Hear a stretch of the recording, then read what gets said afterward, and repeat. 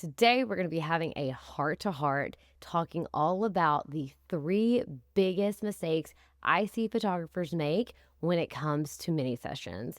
Spoiler alert, I've made all three of them. And if you haven't done mini sessions yet, then you can learn from my mistakes right out the box. Or if you've done them before and you fell flat on your face, nobody booked, or maybe it was the worst experience of your life. I've been there. I didn't do mini sessions for 5 years after one epically failed mini session. If that's you, stick around because I have some actionable steps for you in a way that you can avoid the three biggest mistakes I see photographers make. If you haven't met yet, hi, I'm Kayla Brent. I'm a photographer and I help photographers start and grow their business the right way. And one way to do that, whether you are starting out or you're scaling your photography business, one way to do that is with mini sessions. And I know a lot of people's eyes just glazed over. Stay with me. And if you are with me right now, make sure to give this video a thumbs up.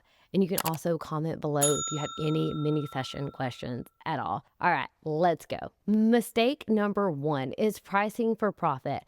I hear it all the time. Photographers are like, it is not worth the money. Well, if it's not worth the money and you're actually getting the bookings, that is completely and totally on you. You are not pricing for profit. It should be one of your most profitable days of the year, or it is for me. And y'all, I'm in a small town. If I can do it, you can do it. There are no excuses here. So here is a very simple formula for how you can do that. The first thing is, how much money do you want to make with that mini session?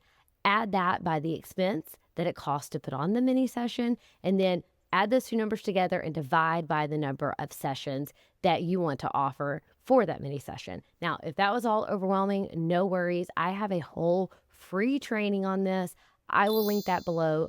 Go grab that. Again, it is absolutely free. But when it comes to pricing your mini session, just throwing something out there for $50, $100, and you haven't ran your numbers, yes, it's going to be a whole lot of work and you're not going to make much money. So avoid doing that. Go grab that free training below. Mistake number two is giving your mini session mini effort in the marketing department. I see it all the time. And again, I've done it many years ago, but I've done it. I will just have this idea for a mini session and I will post it on Facebook and I'll just be like, hey, I have this idea. What do you think? And if people seem to like it, then yeah, then great. I may or may not do it, but one post and done. That's usually what I see people do. They might do 2 posts. Y'all, there needs to be a whole marketing strategy. Yes, I have made $7,000 plus in one day for one mini session, but I had a whole marketing strategy backing this up. There's a pre-launch, there is a launch period, and there's also a follow-up so people come year after year after year. You have to be strategic. You need to have an email list and also a VIP Facebook group of past clients, current clients. Let everybody know about it. Another way you can get a lot of people to get their attention is by doing a giveaway. You can do the whole like and share and comment.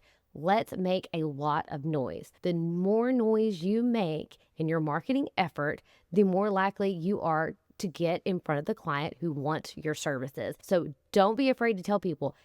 Don't tell them just once or twice or 3 times. You need to tell them multiple times in multiple areas, including email, social media, or wherever they may be. Hey, I'm so sorry to interrupt, but listen, I just announced that I am doing a live class all about mini sessions. I'm calling it Mini Session Mastery, where I'm showing you exactly how I made over 7K in one day in a small town, including my pricing strategy, my marketing strategy, and how I've set myself apart from the competition. So it's very new, and that's why I'm having to interrupt this YouTube video. Sorry. I have it linked down below. I hope to see you there. Mistake number 3, timing is absolutely everything. You need to know your client so well that you know when they're busy and when they are not. I am finding a very unique thing is happening in my business now is I have a client list built and my clients' children are now getting older and they are involved in a ton of extracurricular activities.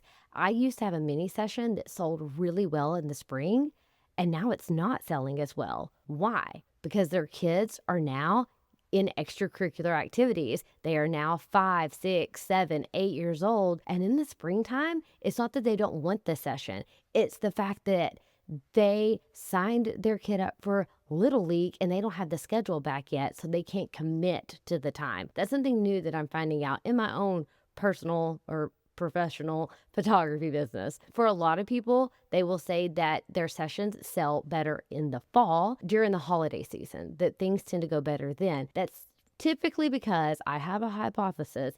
It's because parents are not as busy with extracurricular activities. Of course, I'm just talking about those who serve families with younger children, but that's my theory and that's what I'm seeing. So you have to know when is a good time for your client. And a big way to see this is to know their schedule really well. What are their kids involved in? Is there a big event that happens every year? One year, I accidentally booked a mini session. I was selling a mini session and it wasn't selling well. And I figured out, a client messaged me, they were like, I would love to come to this, but it's the weekend of the Nutcracker. A lot of my clients have children who are in the Nutcracker. So I had to move that mini session date. So know your clients, think about all the things that they're involved in, and go from there. Choose a time that you know that they will not be as busy. That might mean doing a weekday mini session after school during, if everybody is out on a spring break, a holiday, something like that. You can ask, you can do a survey if you have an email list, or if you have a VIP Facebook group, say, I'm debating between these two dates, which one would be better, and choose the date that would be better for your clients. So there are my 3 biggest mini session mistakes. Number 1 is not pricing for profit. I have a free class for you. Make sure you grab that. Number 2 is putting many marketing effort into your mini session. Don't do that. Make sure you have a marketing strategy. If you need help with that, I have a blueprint. I will post that below. And then number 3 is choosing a time of the year that is not good for your client. Know your client really well. If you aren't positive, ask them. Put it in your VIP Facebook group or ask them on your email list. I hope this is helpful, and I will see you in the next video.